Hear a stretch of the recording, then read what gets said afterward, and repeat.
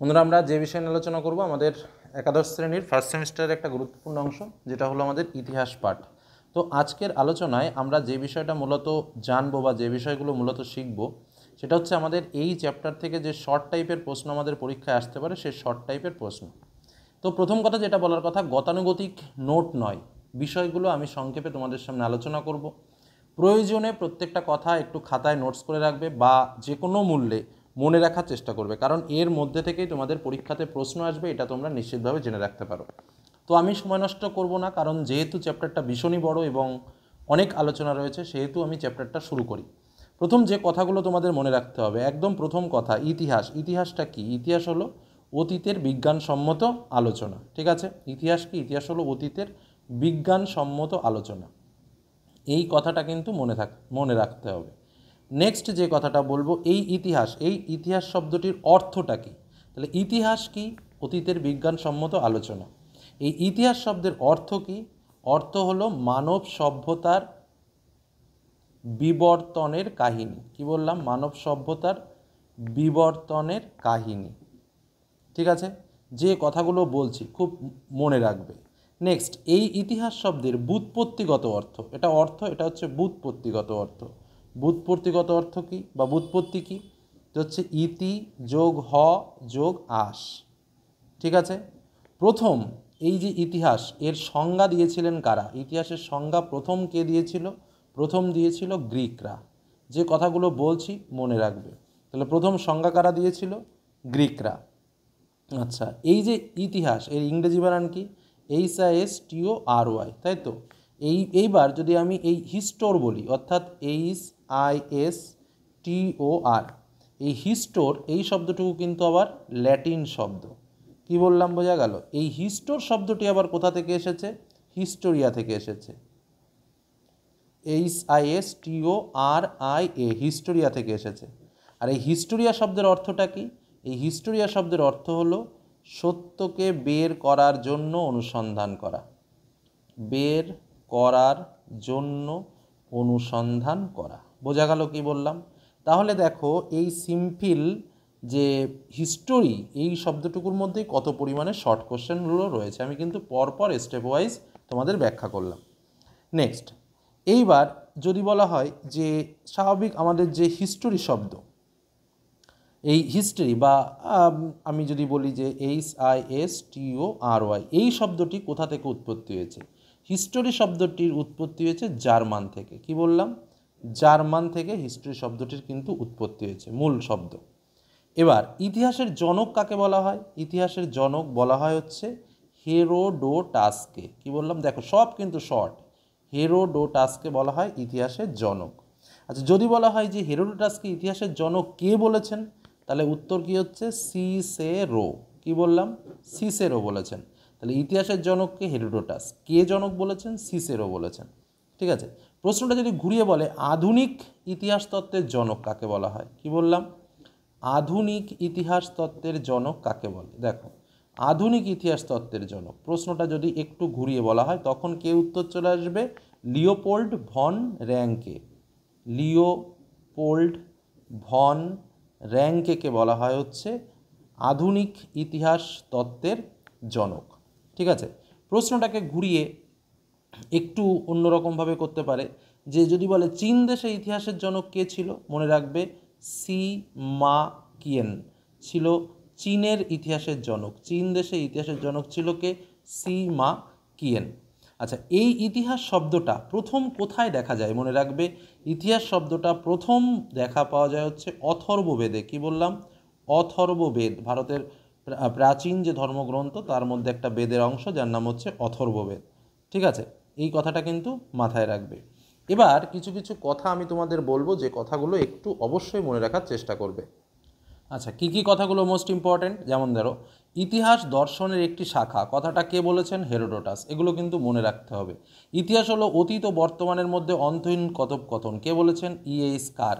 ইতিহাস হলো বিজ্ঞান, কমও নয় বেশিও নয়, কে বলেছেন? JB বিউরি। ইতিহাস হলো এমন এক বিষয় যা মানুষকে জ্ঞানী করে তোলে, কথাটা কে বলেছেন? বেকন বলেছেন। এই যে কটা বললাম আমি, 4-5টা, এই 4-5টা কিন্তু খুব ভালো করে মনে রাখো, কারণ এই 4-5টার মধ্যেই পরীক্ষাতে খুব আসে। নেক্সট, এবার আমরা যে বিষয় নিয়ে যাব, আমরা একটু অন্যরকম বিষয় নিয়ে আলোচনা করব। একটা কথা মনে রেখো, যেটাকে বলা হয় বিবর্তনবাদ, কারণ ইতিহাস এই বিবর্তনবাদের ওপর খুব নির্ভরশীল। এই বিবর্তনবাদের জনক কাকে বলা হয়? এটাকে কিন্তু বলা হয় ডারউইনকে বলা হয় বিবর্তনবাদের জনক। আমি যে কথাগুলো বলছি প্রথম থেকে শেষ পর্যন্ত দেখবে শুধুমাত্র শর্টের আলোচনা হচ্ছে, প্রত্যেকটা কথা ইম্পর্টেন্ট, প্রত্যেকটা কথা তোমাকে মনে রাখতে হবে। বেশ, এবার এই ইতিহাসের যদি আমরা যুগ বিভাজন করি তাহলে আমরা অনেক যুগ পাবো। তার মধ্যে যে কথাগুলো তোমার অবশ্যই মনে রাখতে হবে, এই যুগগুলোর মধ্যে ইতিহাসের সবচেয়ে বৃহত্তম বা বেশি সময় ধরে যে যুগ চলেছে তার নাম হচ্ছে প্রাচীন যুগ। কি বললাম? তার নাম হচ্ছে প্রাচীন যুগ। মনে রাখবে, আধুনিক মানুষ বা আমরা যে মানুষ, সেই আধুনিক মানুষ, এই আধুনিক মানুষের যে উদ্ভব হয়েছিল এটা হচ্ছে হোমিস্যাপিয়েন্স যুগে। কি বললাম? হোমোস্যাপিয়ন্স, মনে থাকবে, কারণ এই সব জায়গা থেকে প্রশ্ন চলে আসবে। হোমোস্যাপিয়েন্স যুগে কিন্তু আধুনিক মানুষের উদ্ভব হয়েছিল, এবং সেটা বর্তমান থেকে প্রায় 2,30,000 বছর আগের কথা। 2,30,000 বছর আগের কথা, ঠিক আছে। আর ভারতীয় মহাদেশে আমাদের ইন্ডিয়াতে কিন্তু প্রথম যে মানুষের অস্তিত্ব বা প্রথম যে মানুষের অস্তিত্ব লক্ষ্য করা যায় সেটা হচ্ছে 20 লক্ষ বছর আগের কথা। কি বললাম? 20 লক্ষ বছর আগে। আর যদি ভূতাত্ত্বিক সময় বলা হয়, যদি প্রশ্নটাকে একটু ঘুরিয়ে বলে ভূতাত্ত্বিক সময় অনুসারে কখন মানুষের উদ্ভব হয়, সেই ভূতাত্ত্বিক সময় অনুসারে পৃথিবীতে সর্বপ্রথম যুগের ভিত্তিতে যদি বলা হয় যে মানুষ কখন এসেছিল, তখন হচ্ছে আর্কিওজয়িক যুগে। মনে রাখবে, কি বললাম? আর্কিওজয়িক, ঠিক আছে, আর্কিওজয়িক যুগে, ঠিক আছে। এটা কিন্তু মাথায় রাখবে, কারণ এখান থেকে কিন্তু আমাদের পরীক্ষাতে প্রশ্ন আসতে পারে। এবার একটা কথা তোমাদের অবশ্যই মাথায় রাখা উচিত, যেটা হচ্ছে এই যে প্রোটোরোজয়িক যুগ যেটা রয়েছে, আমি একটু লিখে দিই, তোমাদের অনেকের বুঝতে অসুবিধা হয়। প্রোটোরোজয়িক যুগ, ঠিক আছে। এই প্রোটোরোজয়িক যুগ শেষ হলে তারপরে আসে কিন্তু প্যালিওজয়িক যুগ। কি বললাম? প্যালিওজয়িক, কারণ এই প্রশ্নটা খুব আসে যে প্রোটোরোজয়িক যুগের পর কোন যুগ আসে হচ্ছে প্যালিওজয়িক যুগে, ঠিক আছে, প্রায় 50 কোটি বছর আগে, ঠিক আছে। এটা প্রায় আজ থেকে প্রায় 50 কোটি বছর পূর্বে, ঠিক আছে। এবার এই প্যালিওজয়িক যুগ এমন একটা যুগ যখন কিন্তু প্রথম প্রাণের অস্তিত্ব পাওয়া যায়। কোথায় প্রাণের অস্তিত্ব পাওয়া গেছিল? সমুদ্রে। তাহলে প্রথম প্রাণের অস্তিত্ব কোথায় পাওয়া যায়? সমুদ্রে। কোন যুগে? প্যালিওজয়িক যুগে, ঠিক আছে। এই কথাগুলো কিন্তু মনে রাখবে। একটা শব্দ আছে ইতিহাসে যেটাকে বলা হয় প্রাক ইতিহাস। কি বললাম? প্রাক ইতিহাস। এই প্রাক ইতিহাস জিনিসটা কি? প্রাক ইতিহাস হচ্ছে, মনে রাখবে, যখন লিখিত বিবরণী বা লিখিতভাবে ইতিহাস রচনার কোনো উৎস ছিল না, তখনকার যে ইতিহাস, সেই ইতিহাসকে বলা হয় প্রাক ইতিহাস। সংজ্ঞাটা যদি এমনভাবে লিখতে পারো, যে সময় লিখিত বিবরণের ইতিহাস রচনার প্রধান কোনো উৎস ছিল না, তখনই তাকে বলা হচ্ছে প্রাক ইতিহাস যুগ, ঠিক আছে। আর এই প্রাক ইতিহাস যুগকেই স্বাভাবিকভাবে আমরা আরও একটা নামে চিনি। সেটা কি? সেটা হচ্ছে প্রাগৈতিহাসিক যুগ। কি বললাম? প্রাগৈতিহাসিক যুগ। অর্থাৎ প্রাগৈতিহাসিক যুগ জিনিসটা কি? সেটাও কিন্তু একই বিষয়, যে মানুষ যতদিন পর্যন্ত তার যে ইতিহাস, সেই ইতিহাস লিখিত হয়নি, সেই মুহূর্তটাকেই কিন্তু বলা হয় প্রাগৈতিহাসিক যুগ। আর যখন আমাদের লেখালেখি শুরু হলো বা ভাবনা চিন্তা শুরু হলো, সেই সময়কে বলা হয় প্রাক ঐতিহাসিক যুগ। কি বললাম? প্রাক ঐতিহাসিক যুগ। তাহলে প্রাক ঐতিহাসিক যুগ, একে আবার কি বলা হয়? সভ্যতার উষাকাল বলা হয়। একে বলা হয় কি? সভ্যতার উষাকাল। মনে থাকবে কি বললাম? প্রত্যেকটা কথা কিন্তু ইম্পর্টেন্ট, ঠিক আছে। এইবার এই প্রাগৈতিহাসিক যুগ যেটা আমি বললাম, এই প্রাগৈতিহাসিক যুগ কিন্তু আবার বিভিন্ন ক্ষেত্রে আমরা ভাগ করি, 3টে যুগ ধরে কিন্তু আমরা এটাকে ভাগ করি, ঠিক আছে। আর একটা কথা মনে রাখবে, এই যে প্রাগৈতিহাসিক যুগ, এই প্রাগৈতিহাসিক যুগের যে প্রধান উপাদান, ঠিক আছে, সেই প্রধান উপাদান কি? সেটা ছিল হচ্ছে জীবাশ্ম। এই প্রাগৈতিহাসিক যুগের প্রধান উপাদান কি ছিল? জীবাশ্ম, ঠিক আছে। এবার আমরা আসো তারপরের অন্যান্য আরও কিছু বিষয়। প্রাক ইতিহাস, ধরো আমাদের আর একটা কী বললাম, এই যে প্রাক ইতিহাস আমরা এখানে লিখেছি, এই প্রাক ইতিহাসটা কিন্তু মূলত হচ্ছে প্রস্তর যুগের অংশ। কি বললাম? প্রস্তর যুগের অংশ। এই প্রাক ইতিহাস থেকে কিন্তু আমাদের প্রশ্ন আসবে পরীক্ষায়। তাহলে প্রাক ইতিহাসটা কোথাকার অংশ? প্রস্তর যুগের অংশ, ঠিক আছে। এই যে প্রাক ইতিহাস, এই শব্দটা প্রথম কে ব্যবহার করেন জানো? এই প্রাক ইতিহাস শব্দটা প্রথম ব্যবহার করেছিলেন পল তুর্নাল। তয়রস্য নয়রে পাকার ল। পল তুর্নাল কিন্তু প্রথমেই প্রাক ইতিহাস শব্দটি ব্যবহার করেছিলেন, এবং মনে রেখো 1833 সালে তিনি এই শব্দটা প্রথম ব্যবহার করেছিলেন। এই পল তুর্নাল কে ছিল তাও বলে রাখি, ইনি ছিলেন একজন ফরাসি প্রত্নতত্ত্ববিদ। কি বললাম? ফরাসি প্রত্নতত্ত্ববিদ, ঠিক আছে, প্রত্নতত্ত্ববিদ ছিলেন পল টুলনান, ফরাসি প্রত্নতত্ত্ববিদ, ঠিক আছে। আর ইংরেজিতে এই যে প্রাক হিস্ট্রি আমরা যেটা বলছি, এটাকে ইংরেজিতে কী বলা হয়? এটাকে ইংরেজিতে বলা হয় প্রি হিস্ট্রি। কী বললাম? প্রি হিস্ট্রি, তাই তো। এই প্রি হিস্ট্রি শব্দটি প্রথম কে বলেছিলেন? ড্যানিয়েল উইলসন, মনে রাখবে, ড্যানিয়েল উইলসন। কি বললাম? উইলসন, ড্যানিয়েল উইলসন এই প্রি হিস্ট্রি শব্দটি কিন্তু প্রথম বসেছিলেন। আর এই প্রাক ইতিহাস, এই যেটা বললাম, একজন বলেছিলেন এবং একজন তার ব্যাখ্যা দিয়েছিলেন এই প্রাক ইতিহাসের। এই প্রাক ইতিহাসের যিনি ব্যাখ্যা করেছিলেন তার নাম হচ্ছে জন লুবক। জন লুবক, জন লুবক, যিনি কিন্তু এই প্রাক ইতিহাসের ব্যাখ্যা করেছিলেন, ঠিক আছে। প্রত্যেকটা কথা কিন্তু তোমাকে মনে রাখতে হবে। আচ্ছা, এইবার আমরা আসো ইন্ডিয়ার ক্ষেত্রে। যদি বলা হয় father of Indian pre history কাকে বলা হয়? কি বললাম? এই প্রশ্নটা খুব important. Father of Indian pre history,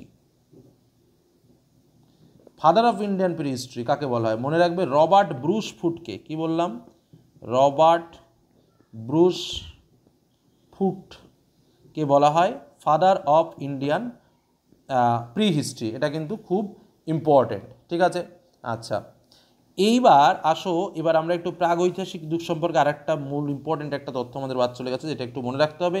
এই প্রাগৈতিহাসিক যুগে কিন্তু লিপির ব্যবহার ছিল না। কি বললাম? লিপির ব্যবহার ছিল না, এবং 3200 খ্রিস্টপূর্বাব্দে, 3200 খ্রিস্টপূর্বাব্দে এই প্রাগৈতিহাসিক যুগের সমাপ্তি ঘটেছিল, ঠিক আছে। এটা কিন্তু মাথায় রাখবে। এবার ধরো তোমাকে প্রশ্ন করলো যে আদিম গুহামানব যারা ছিল তারা কোন যুগের লোক ছিল? তারা কিন্তু এই প্রাগৈতিহাসিক যুগের লোক ছিল। যদি প্রশ্ন আসে প্রথম আধুনিক মানুষের উদ্ভব কোন যুগে ঘটেছিল? উত্তর হবে প্রাগৈতিহাসিক যুগে ঘটেছিল। আচ্ছা, যদি বলে প্রাগৈতিহাসিক যুগে ব্যবহৃত হলো এমন কিছু হাতিয়ারের নাম করো, তাহলে এই যারা কি বললাম, আমি প্রথমেই বললাম গুহা মানব বাস করতো, তাহলে গুহা মানব কী কী হাতিয়ার ছিল তাদের? ছুরি, কুঠার, বর্ষা, এইসব তাদের হাতিয়ার ছিল। বোঝা গেল কি বললাম? এই কথাগুলো কিন্তু মনে রাখবে। আরেকটা শব্দ যেটা একটু মাথায় রাখবে সেটা হচ্ছে লিথোস। কি বললাম? শব্দটা একটু মাথায় রাখবে, লিথোস। এই লিথোস শব্দের অর্থ হলো প্রস্তর। কি বললাম? লিথোস শব্দের অর্থ হচ্ছে প্রস্তর। কারণ এরপরে আমরা পড়বো প্যালিওলিথিক যুগ, যেটা বা এরা। কি বললাম? বোঝা গেল? মানে প্রস্তর যুগ, যেটাকে বলা হয় প্রাচীন প্রস্তর যুগ। তো যাই হোক, মানুষ অনেক তো যন্ত্রপাতি বা অনেক হাতিয়ার ছিল মানুষের। তো মানুষ প্রথম কোন হাতিয়ার ব্যবহার করে জান? মানুষের প্রথম যে ব্যবহার করতো সেটা কিন্তু মানুষ পাথরের হাতিয়ার। মানুষ প্রথম কি ব্যবহার করতো? পাথরের হাতিয়ার কিন্তু মানুষ প্রথম ব্যবহার করতো, একদম অ্যাট ফার্স্ট। কি বললাম? পাথরের হাতিয়ার। এটা কিন্তু মনে রাখবে, যেটা মানুষ ফার্স্ট ব্যবহার করতো। তারপরে যখন প্রাচীন প্রস্তর যুগ এলো, তারপরে কি এলো? প্রাচীন প্রস্তর যুগ। প্রাচীন প্রস্তর যুগ কত?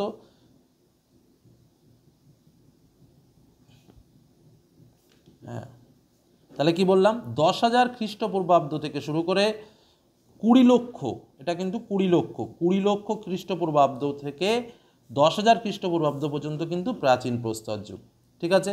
এই প্রাচীন প্রস্তর যুগটা তোমাকে মনে রাখতে হবে, এটাই হচ্ছে তোমার প্লেইস্টোসিন। কি বললাম? প্লেইস্টোসিন যুগের অন্তর্গত, ঠিক আছে।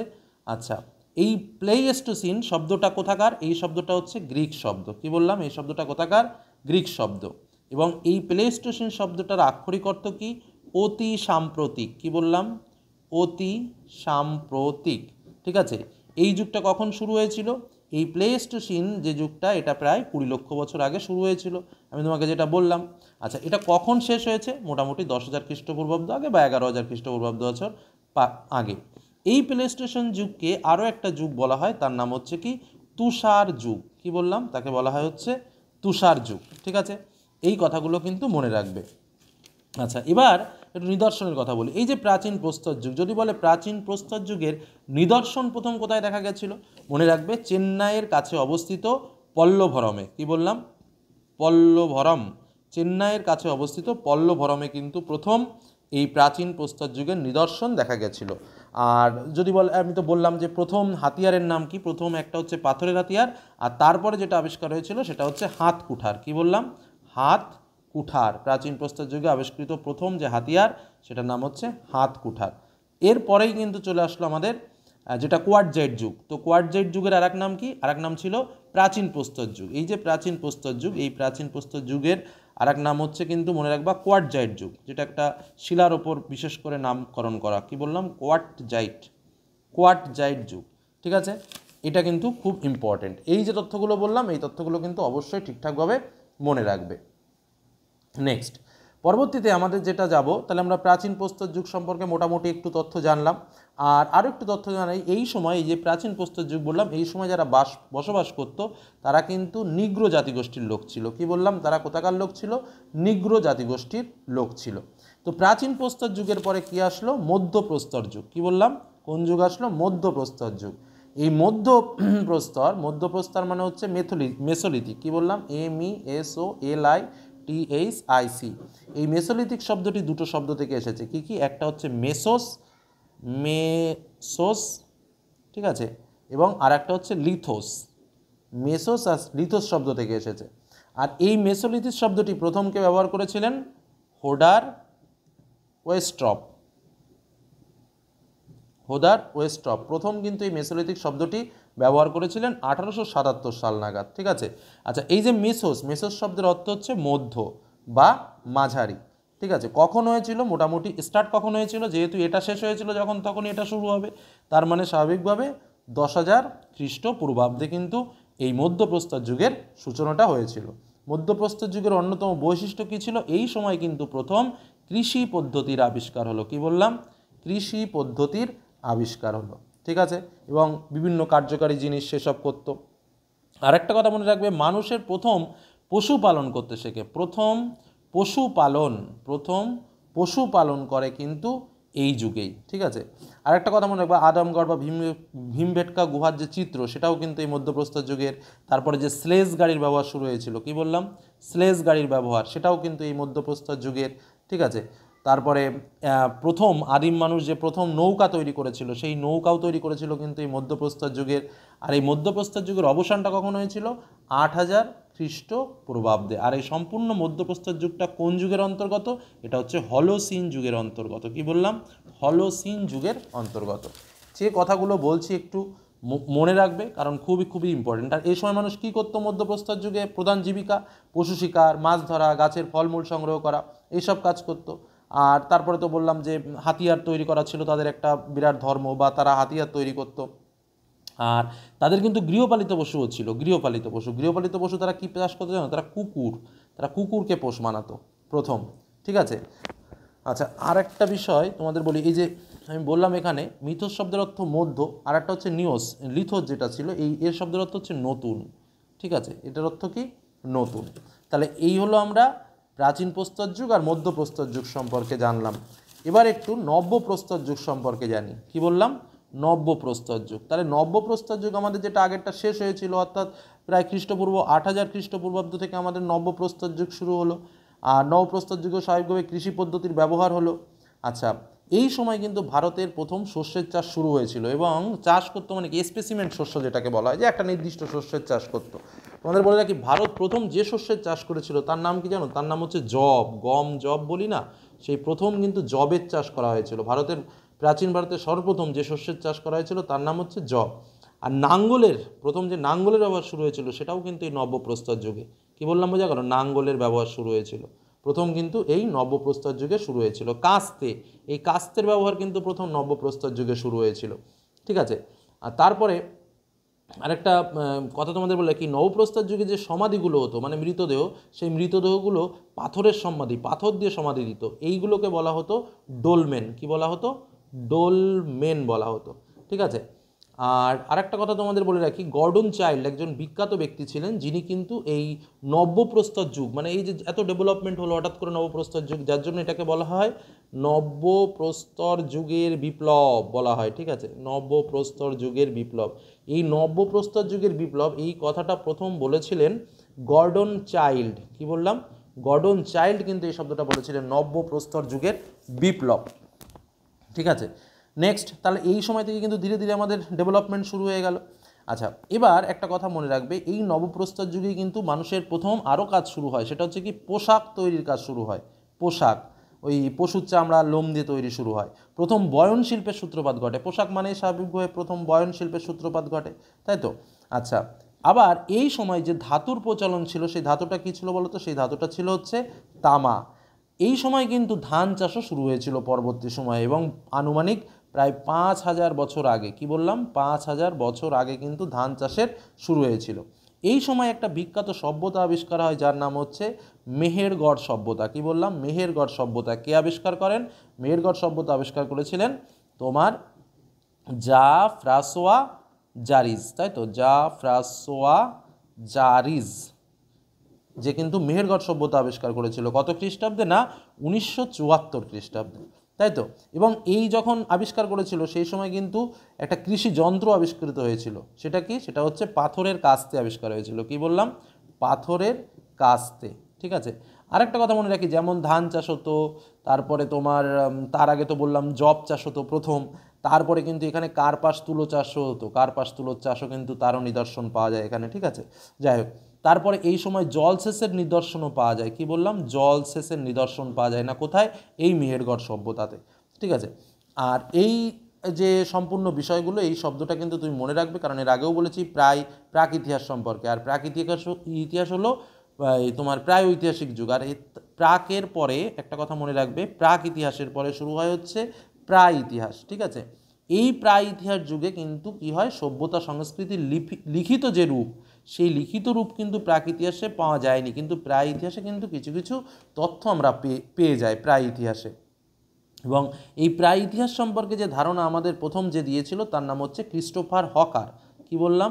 ক্রিস্টোফার হকার প্রথম কিন্তু এই ধারণাটা দিয়েছিল, এবং তারপরেই কিন্তু সেই তোমরা জানো সেই মহেঞ্জোদারো, অর্থাৎ মৃতের স্তূপ, সেই মহেঞ্জোদারো সভ্যতার আবিষ্কার হয়েছিল, ঠিক আছে। যাই হোক, চলো আরও কিছু শর্ট কোশ্চেন আমরা একটু জানবো। তাহলে কি বললাম? প্রায় ঐতিহাসিক যুগ, তাই তো। তাহলে এই যে প্রায় ঐতিহাসিক যুগ, পরবর্তী যুগটা আসলো, এই প্রায় ঐতিহাসিক যুগটা কত ছিল? 3,000 থেকে শুরু করে 1500 খ্রিস্টপূর্বাব্দ পর্যন্ত। এই যুগকে আবার প্রায় ঐতিহাসিক দুটো ভাগে ভাগ করে। একটা হচ্ছে কি তাম্রপ্রস্তর পর্ব, আর একটা হচ্ছে লৌহ পর্ব। কি বললাম? একটা হচ্ছে তাম্রপ্রস্তর পর্ব, আর একটা হচ্ছে লৌহ পর্ব, ঠিক আছে। এইবার এই সময়ে ভারতীয় উপমহাদেশে অনেকগুলো চিত্রলিপি পাওয়া যায়। কি বললাম? অনেকগুলো চিত্রলিপি পাওয়া যায়। কটি বলো তো? 270টি চিত্রলিপি কিন্তু তখন উদ্ধার হয়েছিল। কি বললাম? 270টি চিত্রলিপি উদ্ধার হয়েছিল, ঠিক আছে।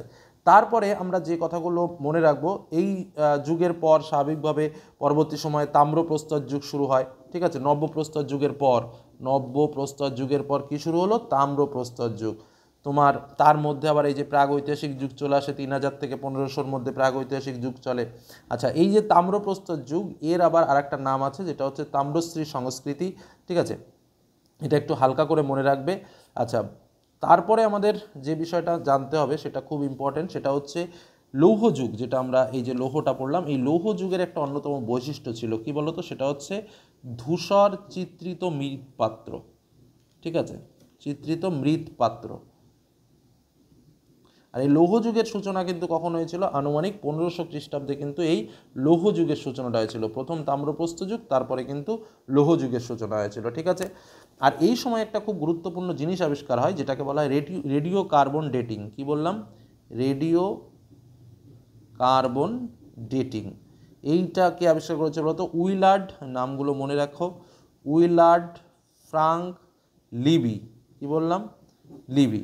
আর এর আগে তো বললাম এর পরবর্তী সময়ে যথারীতি যেটা শুরু হয়েছিল সেটা হচ্ছে ঐতিহাসিক যুগ শুরু হয় এরপরেই, ঐতিহাসিক যুগ। এই ঐতিহাসিক যুগ সূচনা হয়েছিল খ্রিস্টপূর্ব 6ষ্ঠ শতকে, মনে রাখবে 6ষ্ঠ শতকে কিন্তু শুরু হয়েছিল এই ঐতিহাসিক যুগ। এবং ভারতে তখন কি চলছিল? বৈদিক সভ্যতা। কি বললাম? বৈদিক সভ্যতা চলছিল, ঠিক আছে। আচ্ছা, যদি প্রশ্ন তোমাদের করে, একটা প্রশ্ন রাখছি, বলো তো, যদি বলা হয় যে পৃথিবীর প্রথম নথিভুক্ত সভ্যতা কোনটি, তাহলে কি উত্তর হবে বলো তো? মেসোপটেমিয়া সভ্যতা। কি বললাম? যেটাকে নথিভুক্ত করা হয় সেটা হচ্ছে মেসোপটেমীয় সভ্যতা, ঠিক আছে। এটা কিন্তু হচ্ছে ভারতের প্রথম নথিভুক্ত সভ্যতা, মনে থাকবে। আচ্ছা, তারপরে কিছু কথা আছে, যেমন প্রত্নতত্ত্ব। সেই প্রত্ন শব্দের অর্থ কী? প্রত্ন শব্দের অর্থ হলো প্রাচীন, আর প্রত্নতাত্ত্বিক, সেই তাত্ত্বিক শব্দের অর্থ কী? জ্ঞানী ব্যক্তি। তাকে বলা হয় প্রত্নতাত্ত্বিক। বোঝা গেল? তাহলে প্রত্নতাত্ত্বিক কি?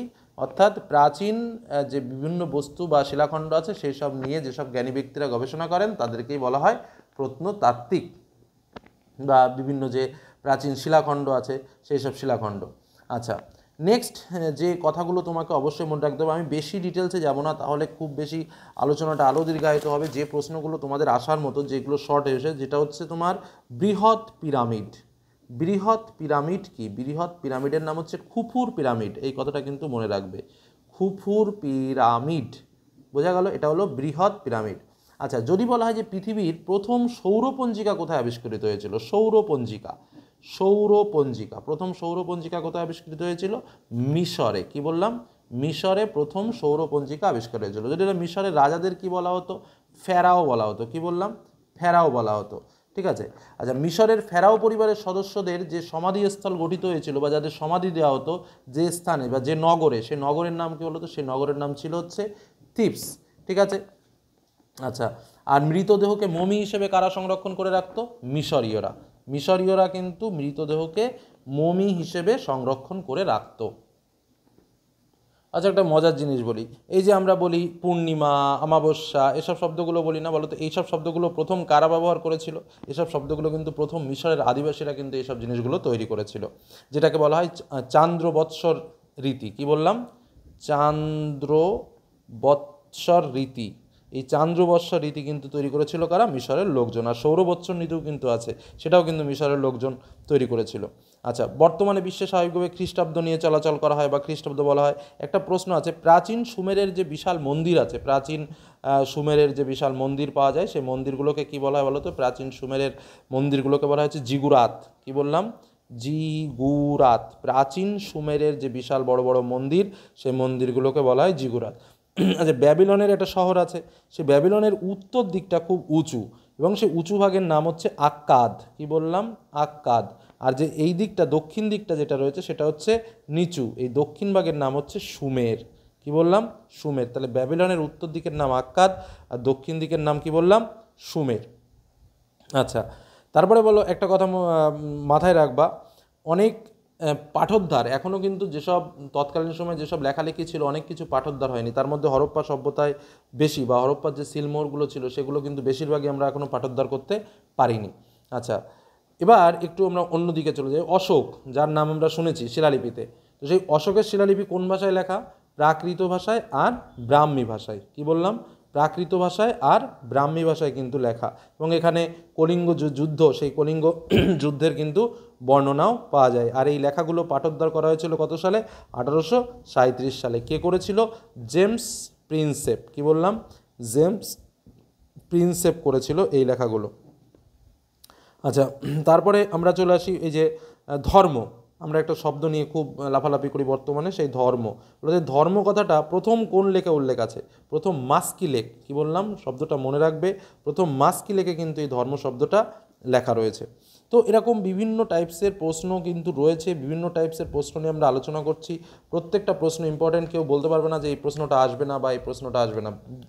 যে কারণে আমরা একটু ডিটেলসে আলোচনা করছি, একটু সময় নিয়ে আলোচনা করছি, তোমাদের কিছু মনে রাখার দরকার। যাই হোক, চলো পরবর্তী কোশ্চেনে আলোচনা করি। রবি কীর্তি একটা বিখ্যাত রচনা। এই রবি কীর্তির রচনা করেছিলেন কে? আইহোল প্রশস্তি। মনে রাখবে, রবি কীর্তির রচনা কি? আইহোল প্রশস্তি। এটা কিন্তু পরীক্ষাতে খুব আসার সম্ভাবনা রয়েছে। আচ্ছা, দেওয়াপাড়া প্রশস্তি কার রচনা? লক্ষণ সেনের দেওয়াপাড়া প্রশস্তি হচ্ছে উমাপতিধর। কি বললাম? উমাপতিধর হচ্ছে লক্ষণ সেনের দেওয়াপাড়া প্রশস্তি, যেটা সেটা কিন্তু উমাপতিধরের রচনা। এবার আমাদের কিছু রাজ্য শাসক এবং অন্যান্য বিভিন্ন বিষয় নিয়ে একটু জানতে হবে। তার মধ্যে উল্লেখযোগ্য যে বিষয়গুলো রয়েছে সেগুলো বলি। যেমন ধরো খালিমপুর তাম্রশাসন। কি বললাম? খালিমপুর তাম্রশাসন। এই খালিমপুর তাম্রশাসন কোন শাসকের বলো তো? ধর্মপালের। কি বললাম? ধর্মপালের। আচ্ছা, গঞ্জাম লেক। কি বললাম? আরেকটা লেকের নাম হচ্ছে গঞ্জাম লেক। গঞ্জাম, এই গঞ্জাম লেক থেকে কোন শাসকের কথা জানা যায়? শশাঙ্কের কথা জানা যায়। আচ্ছা, কলিঙ্গরাজ খারবেল, সেই কলিঙ্গরাজ খারবেলের কথা কোথা থেকে জানা যায়? হাতিগুম্ফা লেক থেকে। কি বললাম? এটা কিন্তু খুব ইম্পর্টেন্ট, হাতিগুম্ফা। আচ্ছা, যশোধর্মন। কি বললাম? যশোধর্মন। এই যশোধর্মনের কথা কোন লেক থেকে জানা যায়?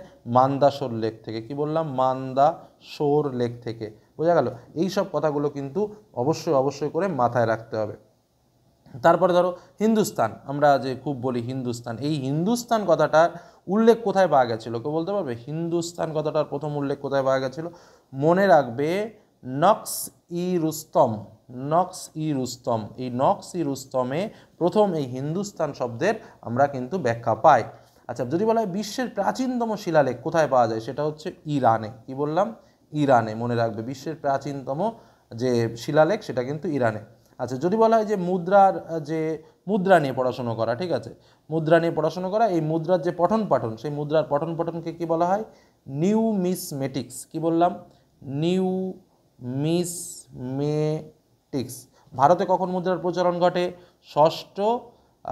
পঞ্চম ষষ্ঠ শতকে, পঞ্চম থেকে ষষ্ঠ শতকে। মনে রাখবে এসব কথাগুলো।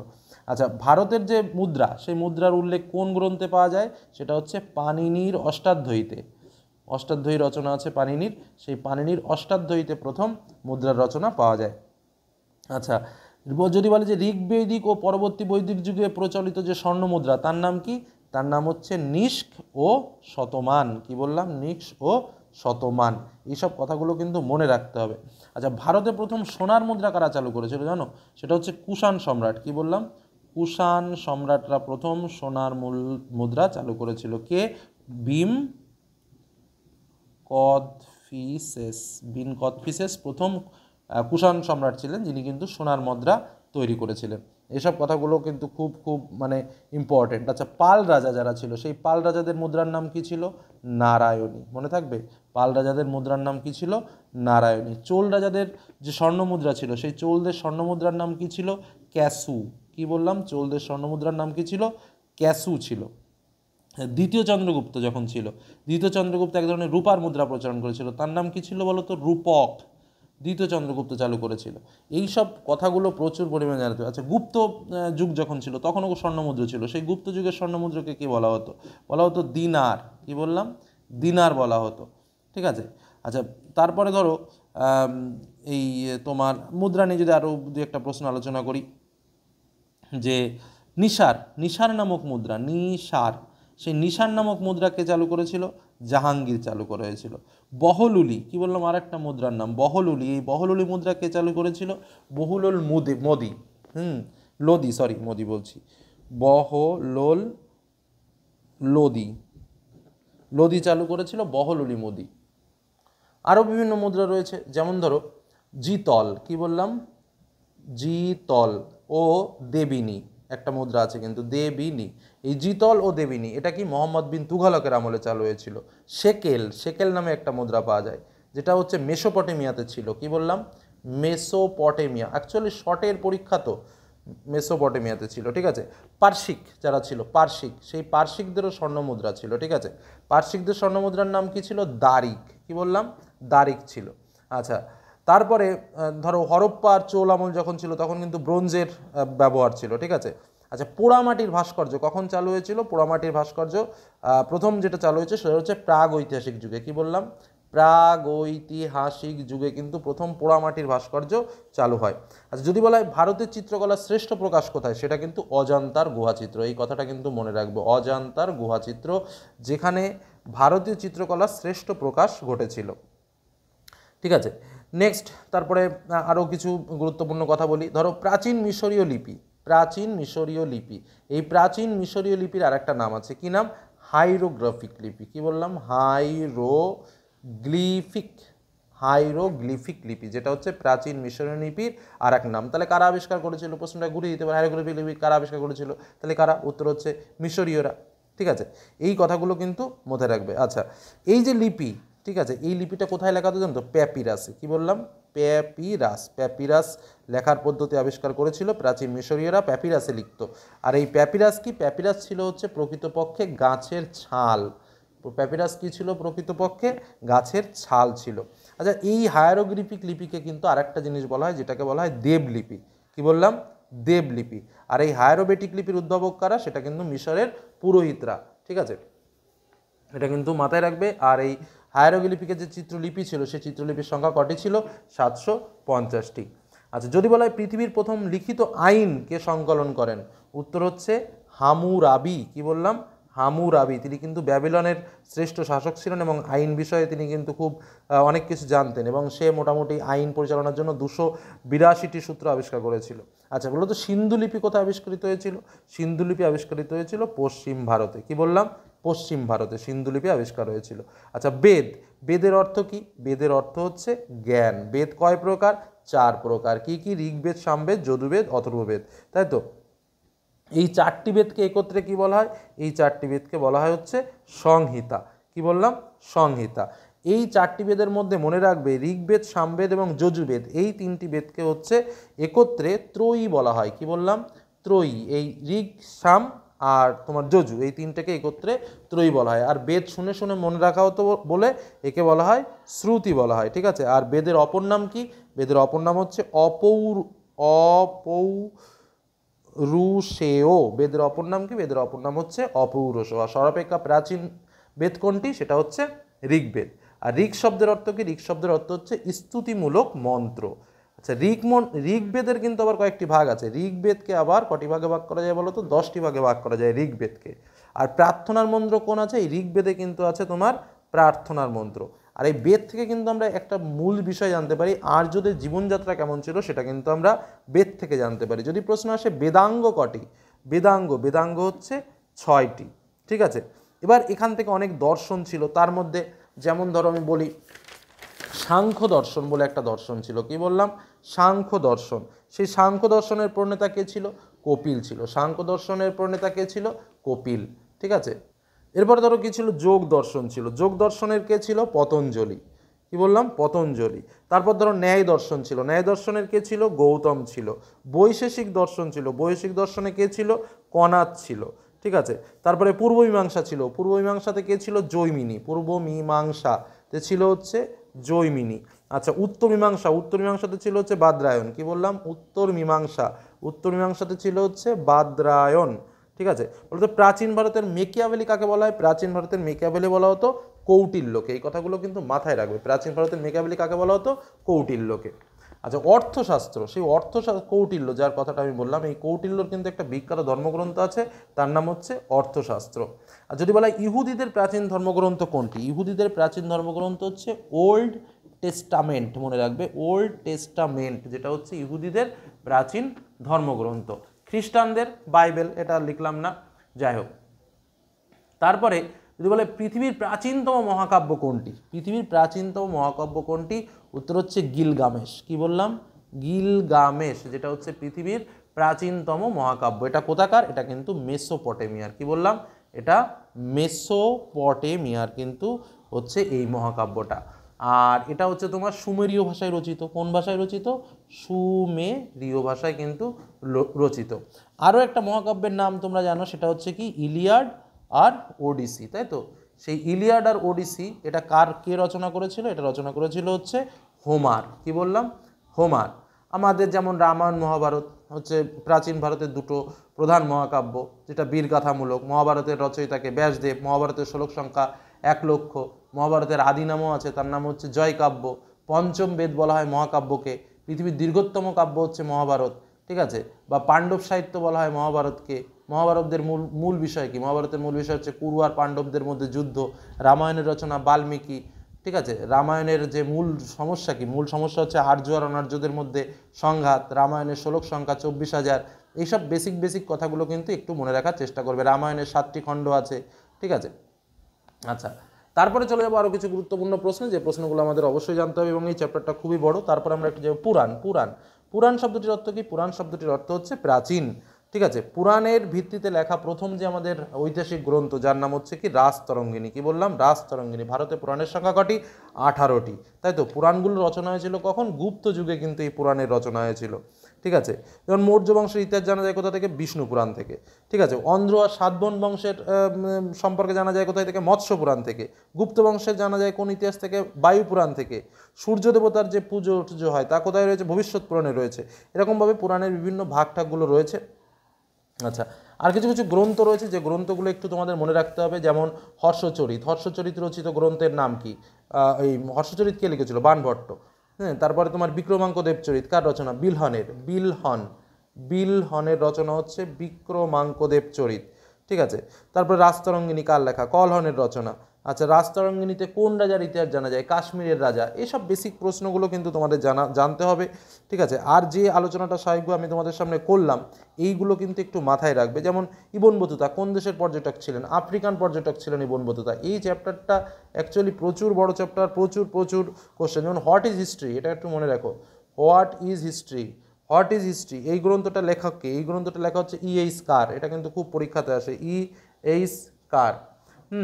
তারপরে যদি বলা হয় যে তামিল কবিতার ওডিসি কাকে বলা হয়? মণিমেক লৈককে, ঠিক আছে। বানানটা একটু লিখে দিই, প্রশ্নটা আসতে পারে। মণিমেক লৈকে, ঠিক আছে, মনে রাখবে কিন্তু এই প্রশ্নটা। অমরকোষ, অমরকেশ ওর আরেক নাম কি? নামলিঙ্গানুশাসন, ঠিক আছে। অমরকোষের রচয়িতাকে? অমর সিংহ। এইসব। আর আরেকটা কথা, সুশ্রুত, তার কথাটা একটু মাথায় রাখবে, এটা তোমাদের সিলেবাস আছে। সুশ্রুত হচ্ছে গুপ্ত যুগের অন্যতম শল্য চিকিৎসক, ঠিক আছে। আর চরক সংহিতা আর শুশ্রুত সংহিতা হচ্ছে প্রাচীন ভারতের চিকিৎসাশাস্ত্র বিজ্ঞান, ঠিক আছে। প্রাচীন যুগের শল্য চিকিৎসক ছিলেন চরক, ঠিক আছে। আর প্রাচীন যদি বলে প্রাচীন যুগের কৃষি বিষয়ক একটা গ্রন্থর নাম কি? উত্তর হচ্ছে কৃষি পরাশয়। কি বললাম? কৃষি পরাশয়। এই কথাটা মাথায় রাখবা, ঠিক আছে। আর তোমার ইবন বতুতা সম্পর্কে একটু তথ্য জানতে হবে, খুব বেশি ইম্পর্টেন্ট নয়। আরেকটা গ্রন্থ যেটা বলি আমি, এটা একটু মনে রেখো, শাহনামা।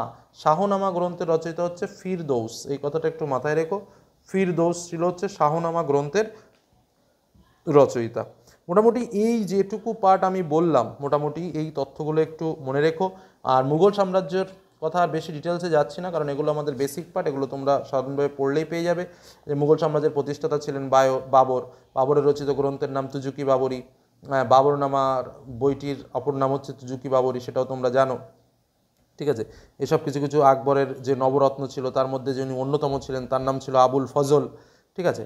এসব বেসিক যে তথ্য আছে এগুলো তোমরা নিজেরা পাবে। এবং লাস্টে যে কনস্টান্টিনোপলের যে একটা পতনের বিষয় আছে, আর 1453 সালে কনস্টান্টিনোপলের পতন হয়, এই তথ্যটাও একটু জেনে রাখবে। এই যে তথ্যগুলো তোমাদের সামনে শেয়ার করলাম, এটা একটু প্রথম দিকে আর একবার রিপিট করো, তার সঙ্গে তোমার কাছে যার যে পাঠ্য বই আছে একটু খুঁটিয়ে পড়ার চেষ্টা করো। দেখো, আশা করি যে আলোচনাটা করলাম এর মধ্যে মোটামুটি তোমরা 100% কোশ্চেন পেয়ে যাবে। আলোচনাটা কিন্তু অনেক দেখতে মনে হচ্ছে এইটুকু, কিন্তু এর ভেতরে প্রচুর তথ্য রয়েছে। আমি আর বেশি দূর গেলাম না, বাদবাকিটা একটু বই থেকে পড়ো। আর যে তথ্যগুলো দিলাম মোটামুটি মোস্ট ইম্পর্টেন্ট তথ্য তোমাদের সামনে শেয়ার করে দিয়েছি। আশা করি এর মধ্যে থেকে ঘুরে ফিরে তোমরা প্রশ্ন পরীক্ষাতে পাবে। এই বলে আলোচনা শেষ করলাম। ধন্যবাদ।